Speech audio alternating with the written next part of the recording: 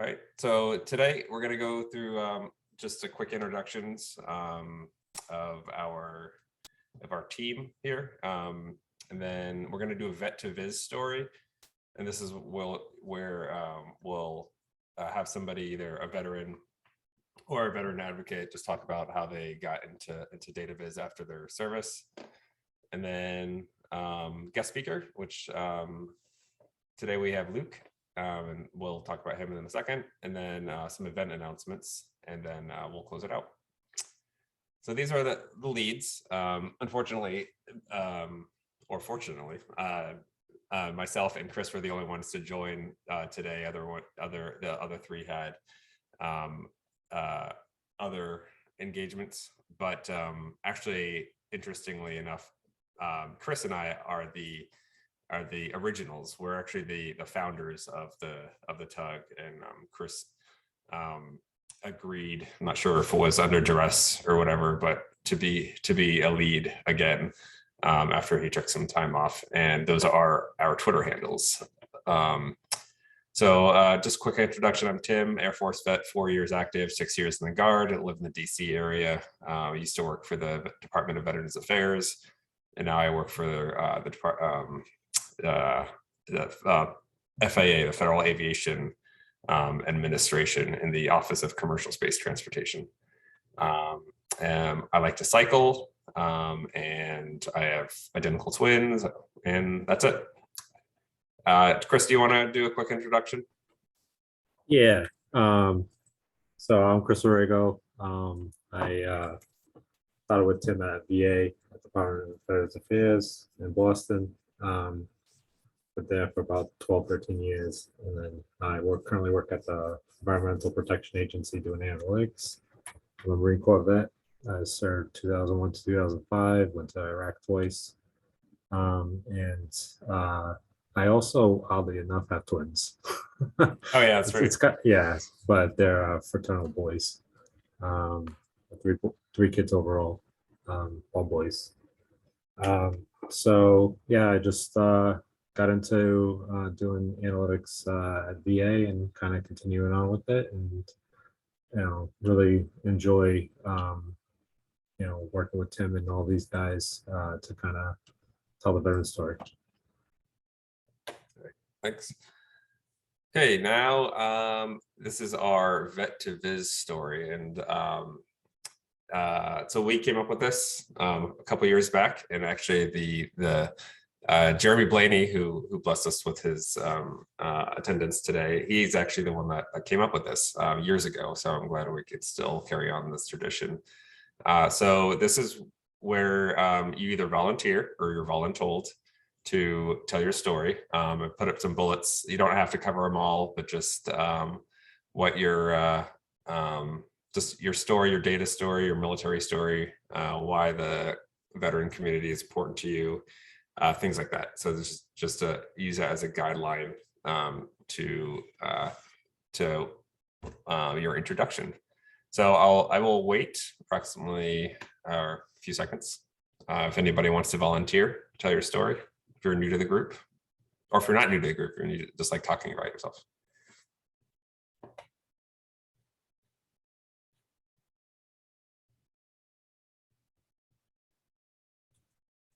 Really gonna make me call on somebody, huh? Hey, I can introduce myself. My son's gonna be in the background though. So. Sure. It's like, wow, we really have a young participant. Yeah, today. he said Awesome. He wants to talk to the microphone. So hi, Tom. Say hi to everybody. Hi. Okay, thank you. All right. Yeah. So how did I get from being in the military to working with data?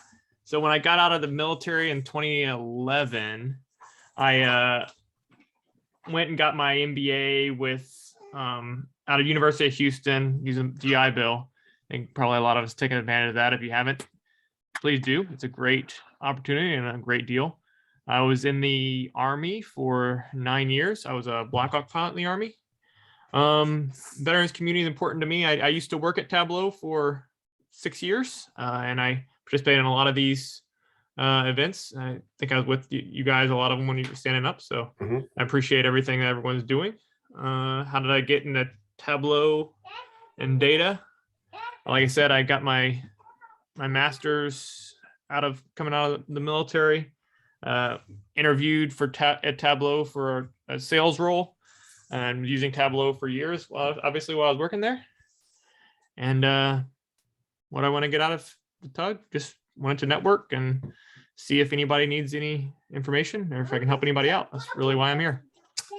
Thanks, Brian. And yeah, Brian has been a supporter since the very early days when we were basically, our meetings were basically just talking to ourselves. I think we had, I think Brian, you may have been the only person to join when Katie Wagner was presenting Yeah. that one time. Yeah. Yeah, glad to be here. Yeah, the funny thing was like I went for a work trip in DC to Blue Water stuff, and I met you, Brian, and on that trip, and then I think that was where I think we connected with Jeremy. It was a crazy trip where it was just like, at Tableau headquarters and stuff like that. So just good times. Yep. And Brian Harris too is not here. Yeah, Brian Harris, yeah. He's Yep, still over definitely. there. Yeah, I mean, yeah. Oh yeah, Brian. Yeah. Yeah, his dashboard's still up. Yeah. It's good stuff. Cool. Well, thanks, Brian. You want there? Bring in your son. So, okay, we have time for one more. I'm going to wait a couple of seconds. It's not that hard. Everyone here is friendly, I think.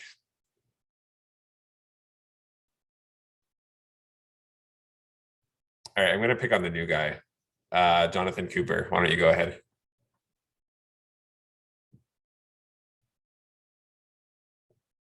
Wow. Oh, there he is. I thought he was just going to like, nope. I ghosted. Yeah.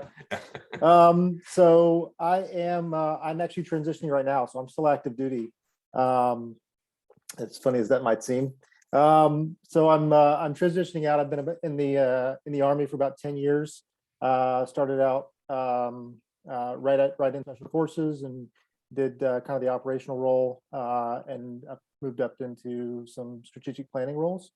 And as I transition out, I'm looking at, what skill deficiencies do we have? I think we all have a lot of, in the military, a lot of soft skills, but those data skills are kind of that bridge. I think that brings us to the equivalent of our counterparts that have had the experience in the civilian world. So I've been leaning into Salesforce, leaning into Tableau, and training. And so I'm really hoping to leverage these type of veteran organizations such as TUG and other ones to find my footing as I kind of step out. So just hungry to learn. Very cool. Yeah, thanks for joining. And we connected with John on is it John's cool or Jonathan? Yeah, John's good. Okay. On LinkedIn, we commented on a post, and here he is. I just have to say something. I think it's always cool when we do this, like the variance in MOSs. It's just like you get people from all different MOSs. Like, I mean, me personally, I was a pretty horrible mechanic, which is funny, but yeah, it was not good because I'm a big guy and I can't get into tight spaces. I just get frustrated. But I work better on computers. So yeah. But just really interesting. You got a helicopter pilot. We've had people all sorts of MOSs. Mm-hmm. I actually do strategic planning for the FAA, so we have that in common, John, and performance measures and things like that. Okay, I think that's enough. Unless I'll wait a couple seconds. Anybody else dying to tell their story? I know we started off late, so we can move on. All right, so today we have Luke Comiskey. He's I should have put this on the top. He's a Twin Cities TUG co-lead. He founded Data Drive, and he loves to travel and play volleyball, and he really likes elephants. And that's a QR code to his LinkedIn if you want to connect with him.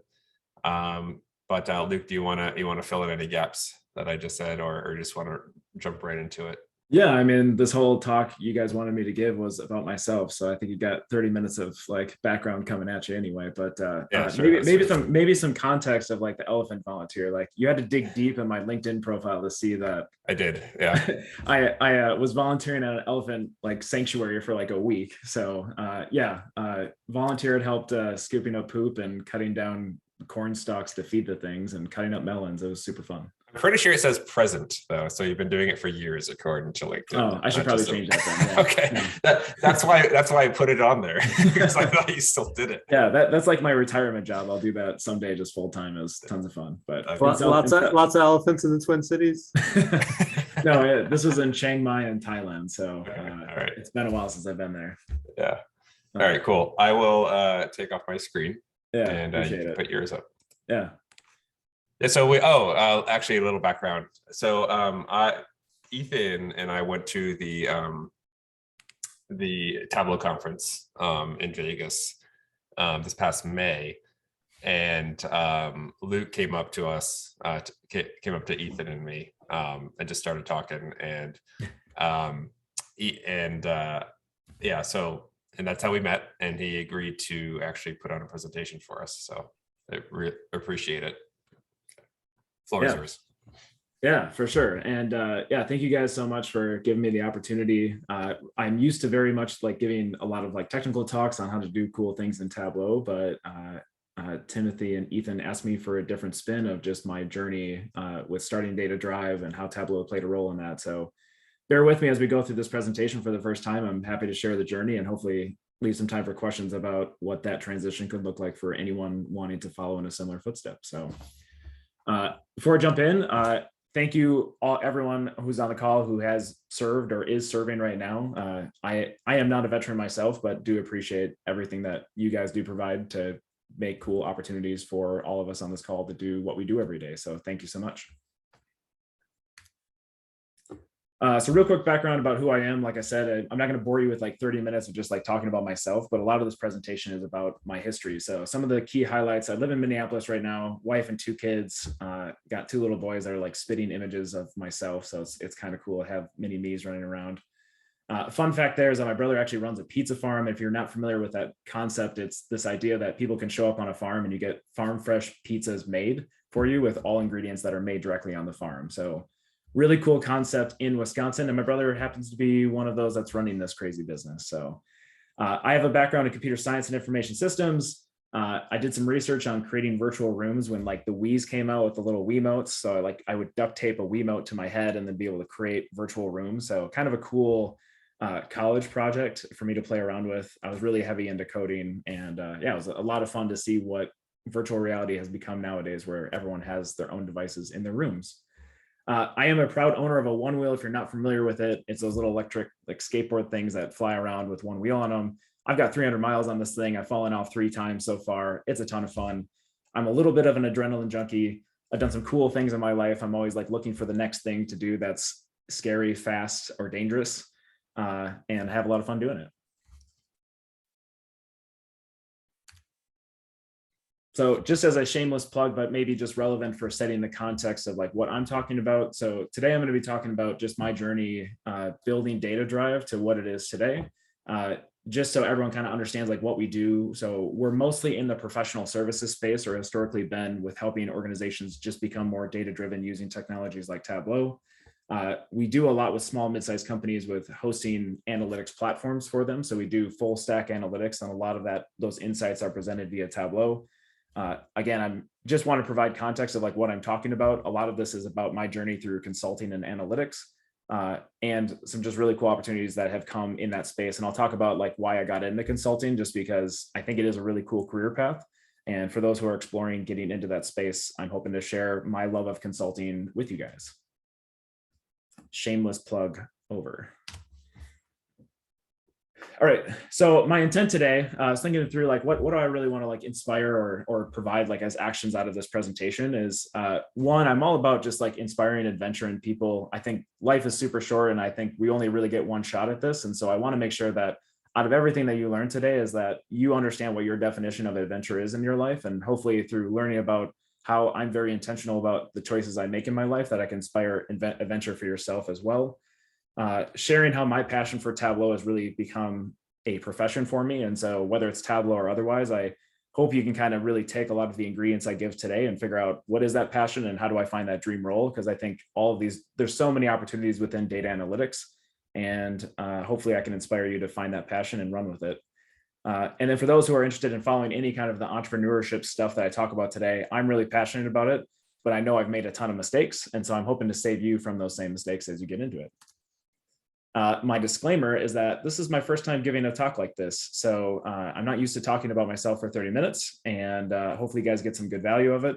I don't have all the answers about how this journey works. This is just my experience, so sample size of 1. And I'm going to talk about some like really fun things, about all the fun things that have happened to me during my years of doing this, but know that it's not all glamorous and that there's some crazy ups and downs. And so I don't want to like paint this picture that it's all sunshine and rainbows. There's definitely a lot of ups and downs that go into this journey. And then this is like a tweet I saw recently that I think totally resonated with me, is that my goal in my life was to try to find a way to work myself out of a typical 9-to-5 job. So I've traded that in to start working on startups and instead find myself working 24/7 on these things, just because it is a fun passion project to work on. But it's funny how I try to get away from work by doing more work.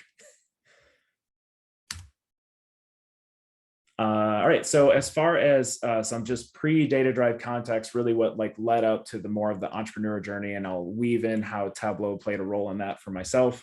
Back in 2011 is when I started a job as a data engineer at Cargill, largest private company in the world, if you're not familiar with them. Within the SAP world, I was building out these crazy things like info cubes, multi-providers, like a lot of convoluted objects that aren't really being used today in our new cloud-based modern analytics world.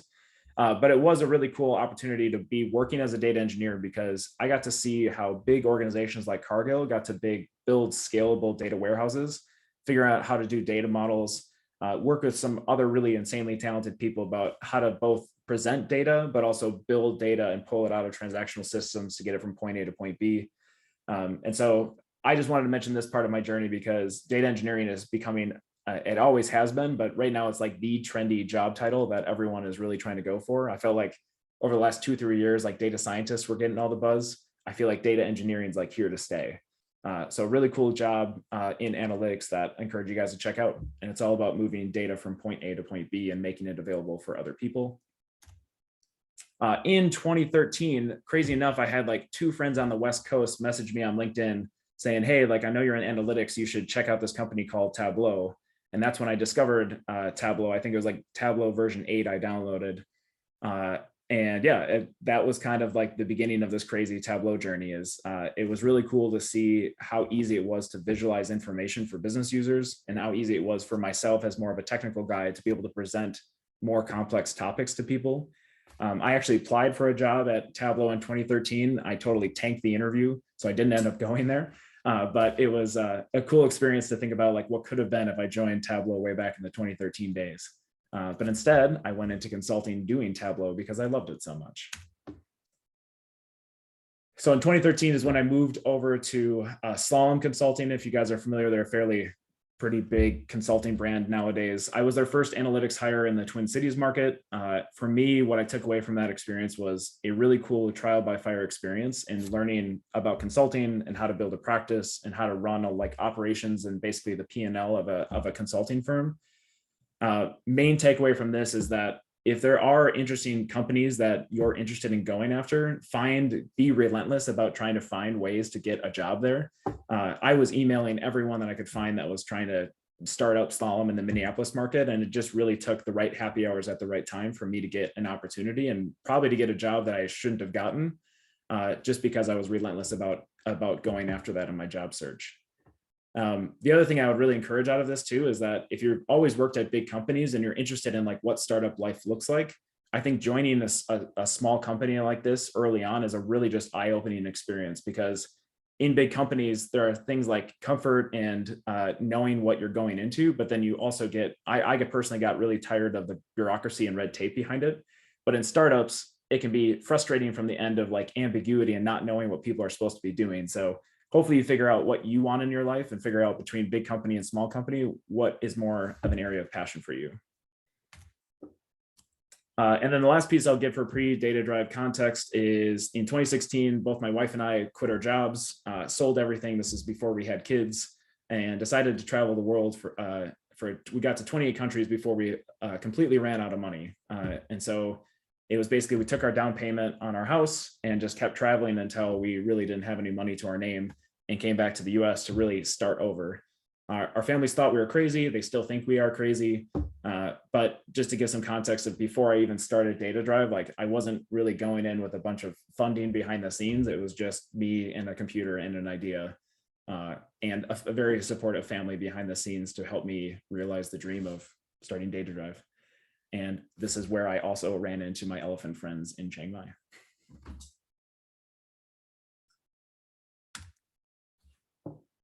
All right, so for a plug of how Tableau has played a role in this, and just like if you're interested in really getting into the analytics community and specifically the Tableau community, just because it has such a rich, deep history of people helping out each other.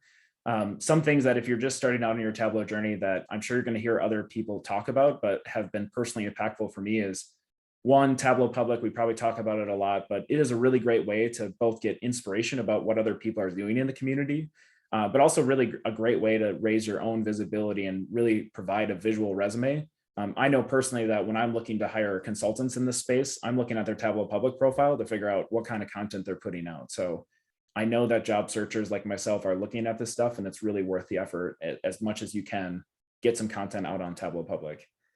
I was a very early part of the #DataFam community. If you don't have a Twitter account, if nothing else, create a Twitter account just to join the Tableau discussions. There's some really cool people doing amazing things out there.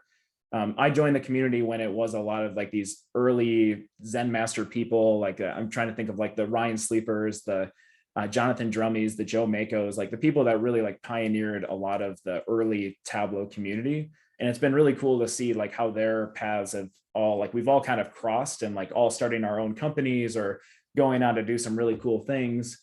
And so it's amazing if you can really connect with people that you're going to meet people in your life that are really inspirational. Stay close with them, because they're going to go do cool things and your paths will find a way to cross. The analytics area is so big, and yet it's all the same faces at the end of the day. I personally got involved in running user groups, so keep attending these. Be bold and start presenting at these things. I'm sure Timothy and Chris are always looking for presenters to present at this. So be bold and get your name out there and start presenting at these user groups. Attend Tableau conference as much as you can, because that is a good way to actually meet a lot of these Twitter personalities and Tableau user group participants in person. I have really personally enjoyed jumping into consulting, because it is just a really cool opportunity to be able to bounce between a lot of different organizations and see how they use Tableau. And then, of course, from a training perspective, even if you want to go to tableau.com/training and start digesting those 5-10 minute videos, it's a fantastic way to essentially get a free Tableau education. It's where I started over 10 years ago with Tableau, is just logging in and just piece by piece trying to put together my own Tableau skill set. And it's free, so take advantage of it.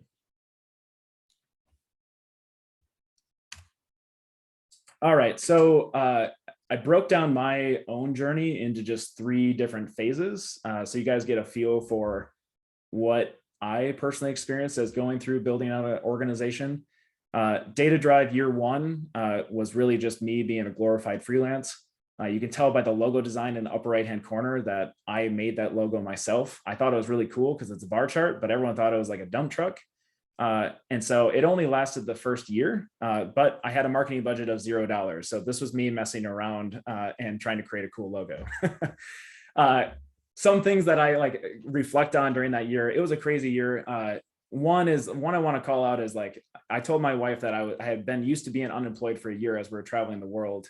But I really gave myself 3 months runway before I would start looking for a job, and 6 months before I would accept a job offer.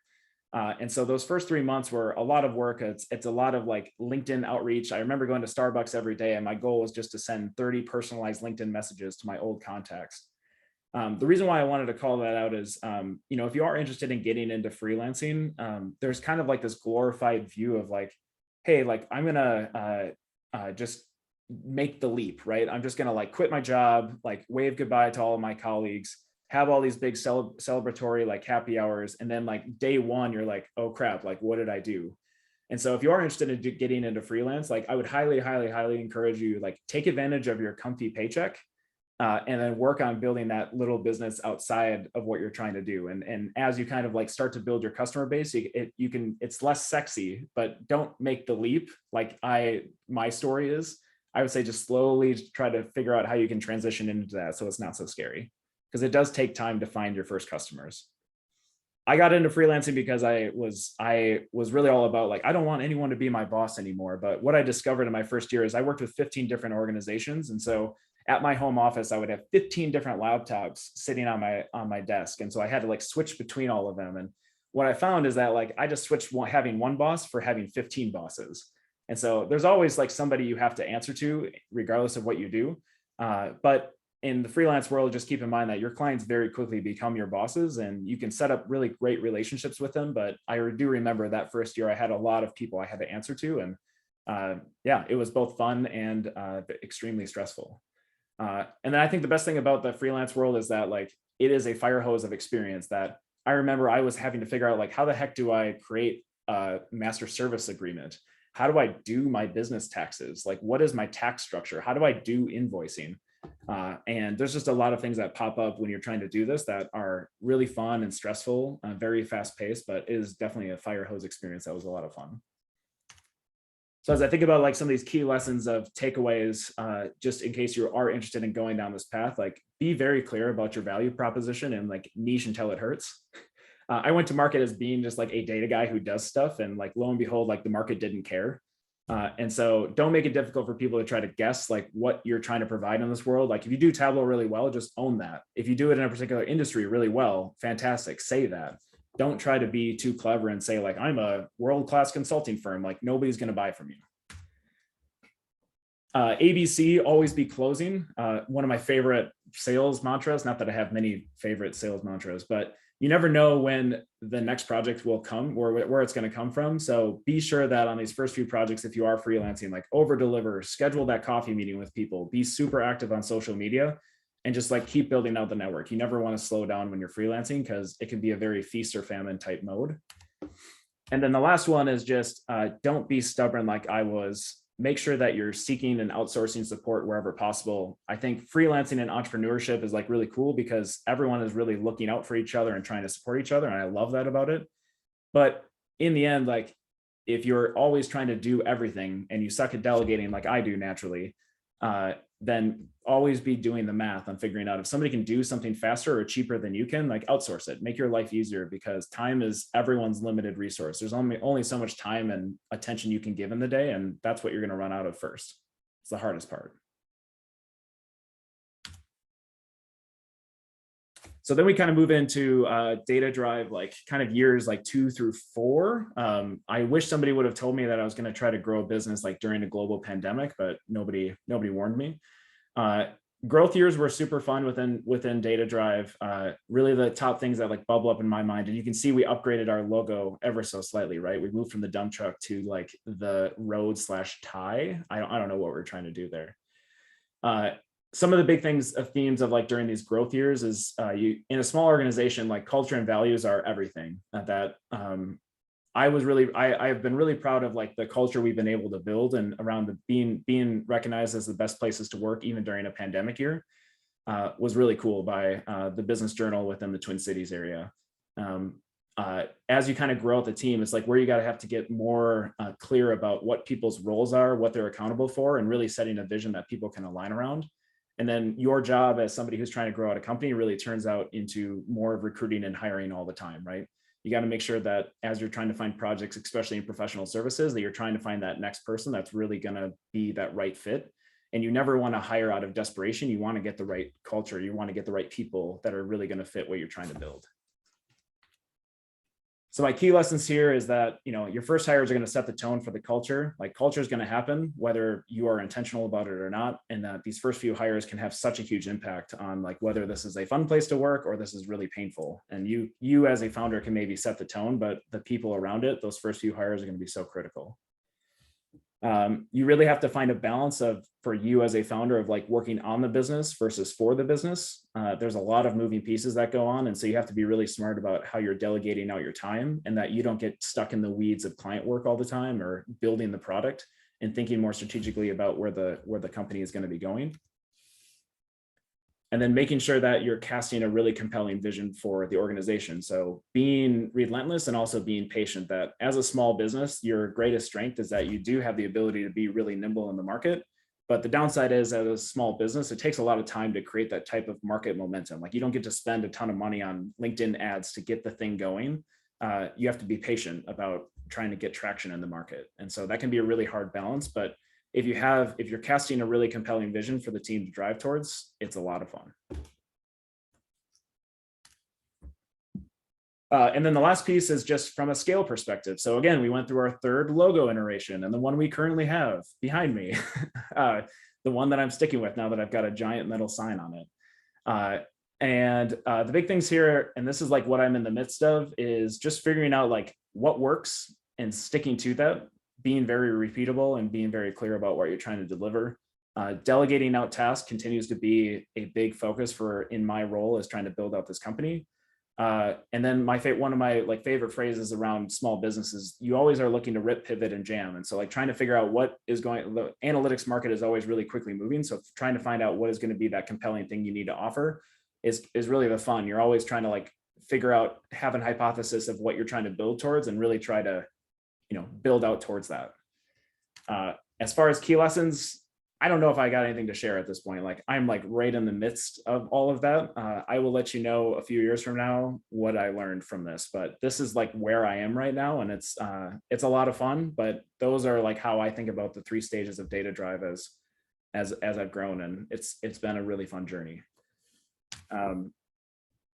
So yeah, like in conclusion, some of the things that I just want to make sure you guys all walk away from, and hopefully you got some key takeaways on what your own journey can look like in life, is Tableau completely unlocked a unexpected career path for me. I knew I wanted to get into small business, but I didn't know it was going to be through this really amazing data visualization technology that was going to really propel my career in a totally different way.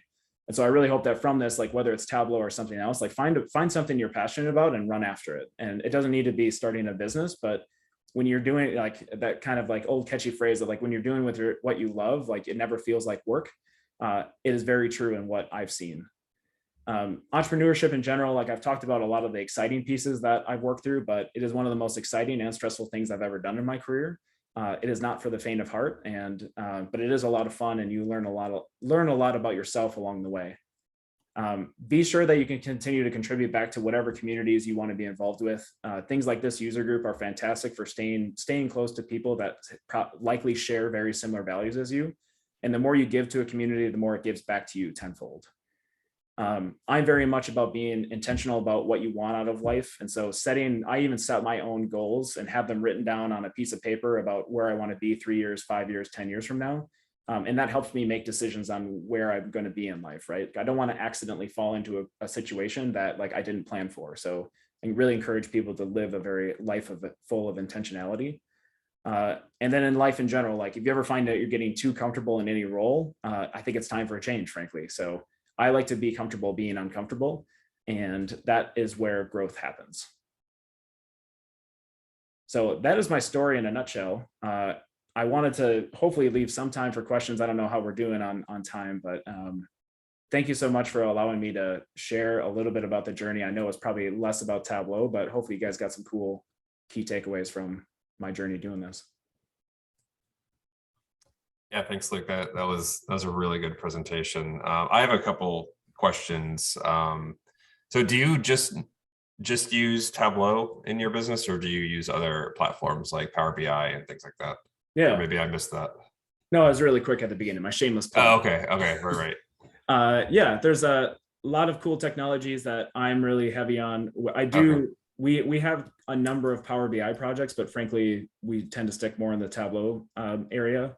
I think personally, I think a lot of the way that the market is moving, and if you're looking to get in kind of the trendy space that everyone's having a really hard time finding great talent for, it's the cloud data engineering space. Mm-hmm.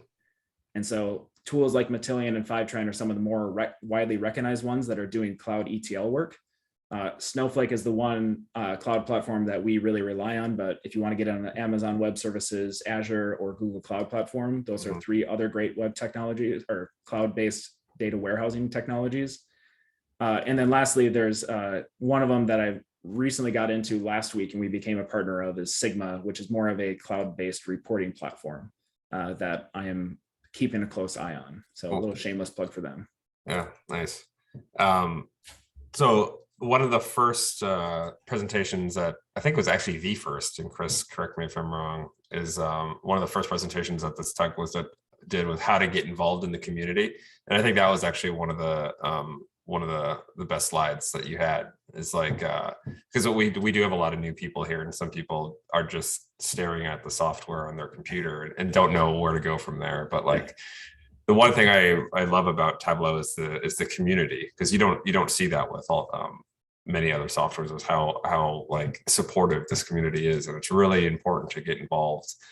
And I also use this presentation for ideas to grow this tug too. It's like we're not a consulting firm, but I think some of the key ideas that you were saying about just networking and getting out there on social media and things will help grow this tug and what we're trying to do. 100%. Meeting people like you and things like that. So I think that's really valuable, and I can apply this presentation not just to opening up my own consulting business, which I will never do because I am a federal employee and I will always be a federal employee. I'm too scared to take that to jump ship and whatever. But great presentation. I really appreciate it. Yeah. At this point, I'll open it up to any other questions anybody else has. I just got a comment. I just wanted to point out something, Luke, that you said that I kind of honed in on. Actually, 2 things: the importance of delegation, and also the importance of being uncomfortable. I think like a lot of times when you delegate, you might be making somebody uncomfortable, but also you're growing that person's potential, because you might be giving them an opportunity to figure out a new skill that might be something that could, that they could pass on to others in the organization. So I think it's, delegation is definitely something that, when you use it well, it just pays dividends. It has one of those things that, multiplies. So I just thought that was a great things to say. Yeah. And then there was something else, but I'll let somebody else talk. But just great chat. Thank you. Yeah. Well said about delegation. Probably the hardest thing for me to really figure out how to do right. It's tough to let go of that control, but so powerful in growing other people to feel empowered to do great things too. Any other questions for Luke? Going once. All right, I'll share my screen. Anybody can jump in with the question while I do this.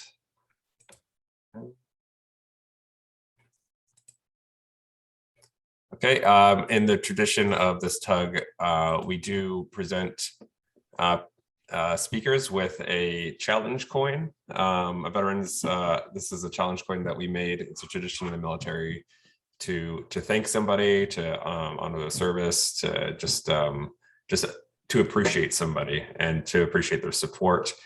But we already gave him one, and I think you remember. He showed a slide in the beginning where he was holding it.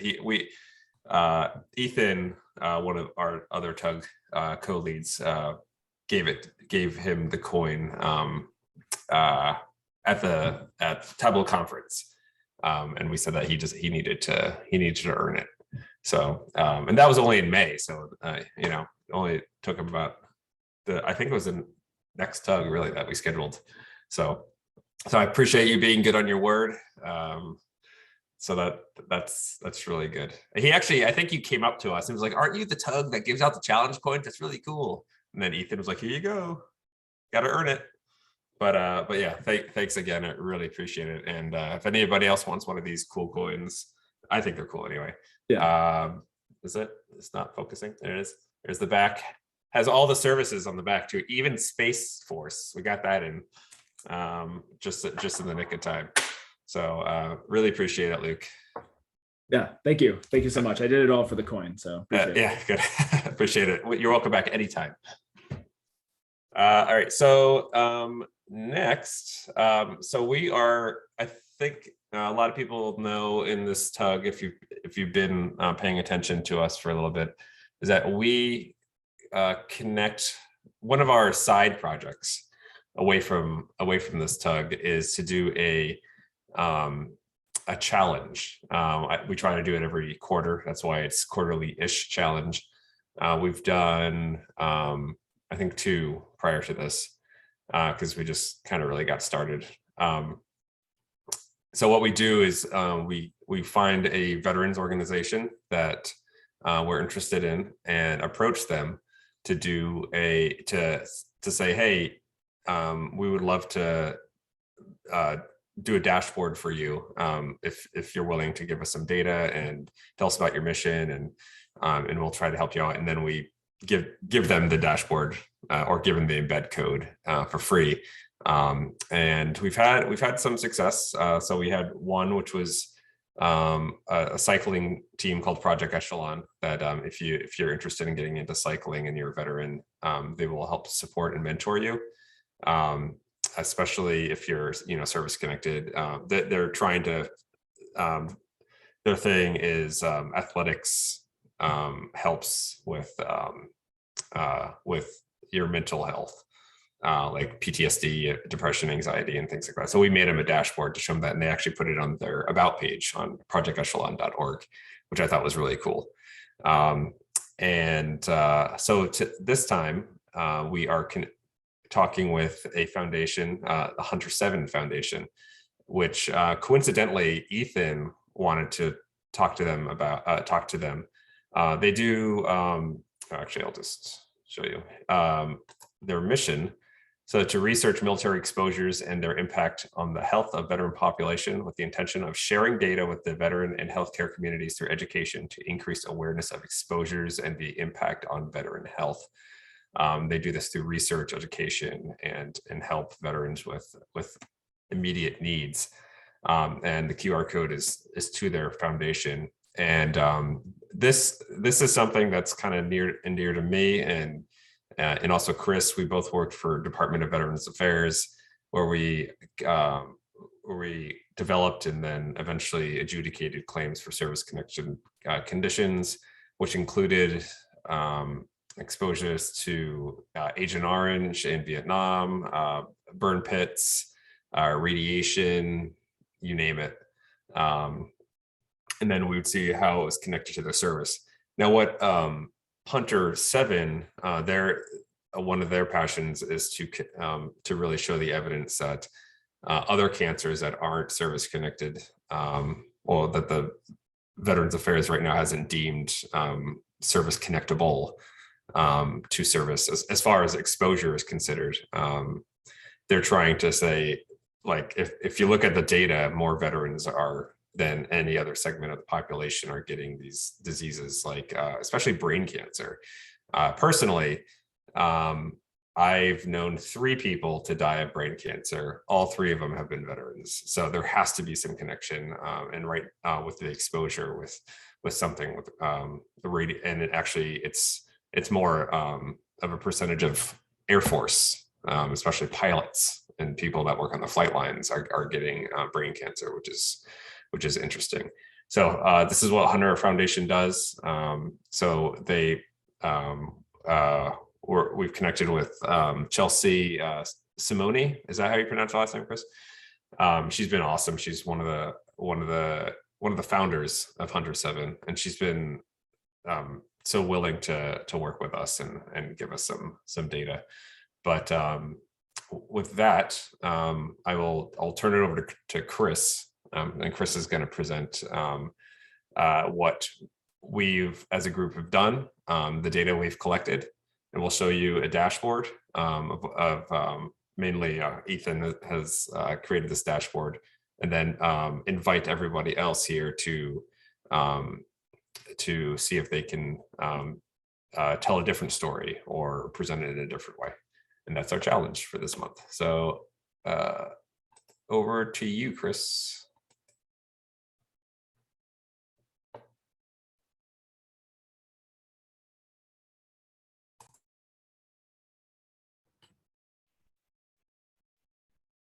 Yeah, everybody see my screen? Yep, okay. Yes. All right, so basically, like Tim said, we reached out to 107 Foundation, which is actually local to me. They're at the headquarters in Providence, Rhode Island, and I live right outside the city. But they basically, like Tim said, deal with medical research in terms of exposure for veterans. So we, had introductory meetings with them and basically tried to figure out a way to get, assist with their mission. And one thing that they were looking at was this nurse survey. So 107 did a survey where they got access to data, survey data that looked at, I think it was about 530-ish nurses in private healthcare all over the country. And they asked some questions about serving veterans as patients out in the private sector.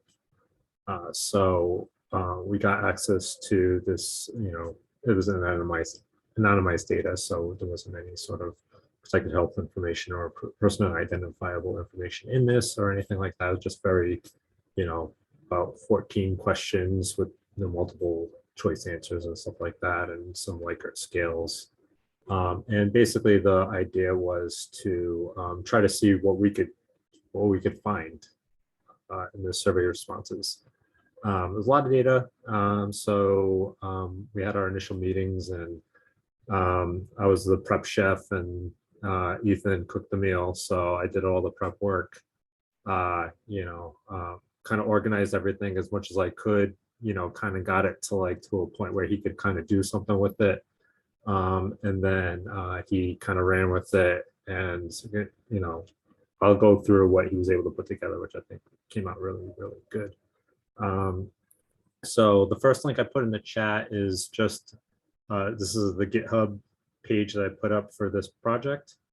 It's just very simple, gives you a background, what the deliverables were, link to the 107 website. If you want to find out more information about Ethan, there's his LinkedIn. But I'm going to go right to the, cut to the chase and go to the dashboard, kind of go through what we looked at. So, up front, we did some, Ethan did some branding, talked about the mission, put their logo up front just to kind of, in case they wanted to put it on their website, just like Project Echelon did with theirs. But up front, just some quick demographic information about the nurses that provided responses. So we got 537 surveys in 48 states. So it was pretty much, I believe, the lower 48. I don't think there might have been actually some in Alaska, but out of the 50 states, 48 were represented. The key finding, and you kind of see it, this is probably the most impactful to kind of describe the key finding that kind of was very prominent in the data.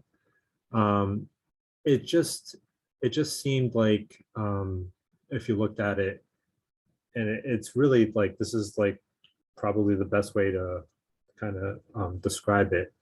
You had nurses that were answering the survey saying that they were very comfortable providing veterans care, right? But when you flip the switch and flip the script a little bit and said, well, okay, generally, how comfortable are you treating veterans? And most of them were very confident, either confident or to very confident. But then when you ask them about unique conditions that more veterans have, as opposed to the broader population, like traumatic brain injury, things like that, exposure issues, they were less confident to treat that in terms of being trained. and being familiar with it, I should say. So as you could see, like here you have, more of the population is familiar with veterans issues, but their comfort level providing care, so they were less familiar with veterans issues, but their comfort level providing care was trending the other way. So it was almost kind of like a reverse trend. So you had 43% that were unfamiliar with veteran-related issues, but on the flip side of it, generally they were saying that 62% were comfortable with providing care. So it was kind of like almost like a dissonance there, right? That was kind of one of the key findings. We reported that back to Hunter 7, and it was pretty much confirmed by the folks looking at the data there. And I think there's a lot of different hypotheses for that. One being like, if you're out in a rural area, you might not have access to or see a veteran as often as you would in a major metropolitan area. So you might have less on-the-job experience dealing with, let's say, exposure issues and things of that nature. So basically, that was the main finding. And big bold letters: lack of education on veteran-related illnesses and risks lead to misdiagnosis and improper preventative care in the private healthcare industry. So, and then as you keep scrolling down, I thought this came out really good. Went through each question and it kind of showed you the distribution of the answers in different ways. So you have the bar chart, so you can visually see where a lot of people answered. And then if you hover over the circles, you'll get all the questions and the number of answers in that section. But if you really just want the cliff notes, you can look at the bar charts and kind of get that and see as well as you go through the questions. Familiarity testing, that was more so like the detail of this visual up here. And you can kind of see like familiarity with war-related illnesses was more towards being unfamiliar with traumatic brain injuries, kind of a split a little bit. You can kind of see the breakdown two different ways. And if you want to see more detail, you can hover over the circles here. Knowledge testing, same thing. This is more of a true false answer on the survey. So you can kind of see what the answers were in the same sort of fashion, two different ways. So on the left is true, on the right is false. So you can see that as you go through on each, all the nurses. And it's kind of just very interesting answers as you kind of scroll down. Just giving you a high level review of this. I think with the challenge, you folks, anyone that participates will kind of get to see even more, once you get into the data. And then just some final questions. And this looks like if they were confident to provide care. And then the last one was if, just a very simple question. The average age range of all patients diagnosed with cancer, just to kind of do a knowledge check. And you can kind of see, because there's actually a correct answer to this. It's failing me right now, but there is a difference between general population answering this question. There's a definite difference between the veteran population and the broader population in terms of what the average age is for diagnosis with cancer, and the veteran age is lower. That was kind of something to kind of tease out with this last visual. As you can see, it's all in one page. You scroll up and down, and you get a lot of good information very quickly, even without hovering, which I thought was a nice touch by Ethan. And then a couple other things that I missed was just, there's a link here if you want more educational materials. And, for anybody, if they put this on their site, they can see, pop out to a link, ways to support Hunter 7. in terms of the challenge, and Tim, you can jump in whenever you want. On this wiki, basically, you know, you got the homepage here, but we also have a link here to the Nurse Survey Challenge, which takes you to, and I, you know, for the Marines in here, I did the SMEAC thing. But basically a 5-paragraph order on what our challenge is for the next, for this quarterly challenge.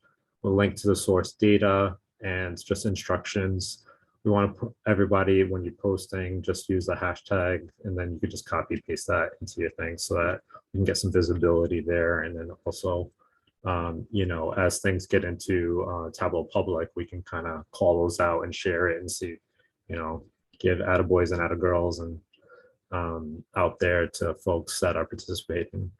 Because, you know, that was the thing that, you know, kind of bubbled to the surface, but there was a good amount of data in there, and there might be other things that you key on, or maybe you just want to, you know, reverse engineer some of the stuff that Ethan did and kind of put a new spin on it. But does anybody have any questions? I see there's something in the chat, but I was on my rant. Let's see. Okay, that was just Brian. Yeah, that's just Brian saying he needed to go. Yeah, and another thing I will add is I know a lot of people, well, a few people on this call are new to Tableau and see Ethan's presentation or his dashboard and be like, there's no way I can do anything like that. So, and just a little background. So his background is actually an image that he made through Figma. And then he overlaid some of the dashboards onto it. So that's how I did that. I'm actually going to open this up to not just Tableau. If you really know how to use something else, then like even Power BI or whatever, feel free to experiment with that. We just want to create the best possible dashboard that we can to drive 107. And also, if you would rather to just give us feedback on the current dashboard, maybe some more functionality or whatever, to improve the current product, please send us some feedback, because that's exactly what we're looking for. Because eventually we do want to give Hunter 7 something and to present, and Chelsea was even saying, I mean, she goes to the Hill to present to committees in Congress and things like that. So this could actually have some real impact on veterans care. So I think that's all I had. Yeah. But yeah, so if anybody has any questions, we'll provide this in other ways. I'll blast it out on the various social medias and on the interwebs. On the interwebs, I'll Twitter it out, and we'll have a Slack channel. I should have put that up, but I'll try to put. Oh yeah, there we go. So on the GitHub there's if you click on that, that's our Slack as well. So if you want to get involved, that would be great. Any questions? I know there's just a few of you, and I appreciate you guys staying for this. All right, cool.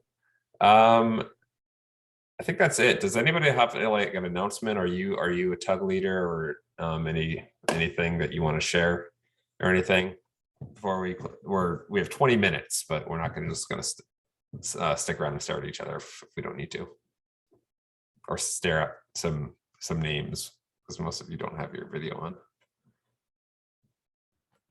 If you have to stare at me for 20 minutes, all I have to say to you, Tim, is you're welcome. Okay.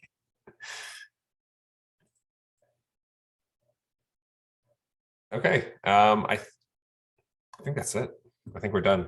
It gives me some time to prep for my work meeting at 1:30, so that's good.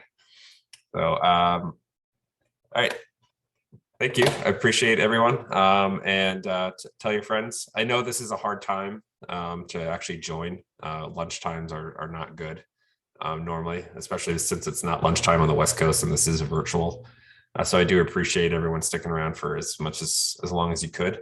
We'll try to do evening ones more, but this is just, we wanted to do a monthly one, and times fill up really fast. So we just need to be better at scheduling, but we'll get there. We're learning. We're just a bunch of, dumb Marines and dumb airmen and things like that, trying to do something cool for people. So, all right, guys, thanks a lot. Appreciate it. Have a great day.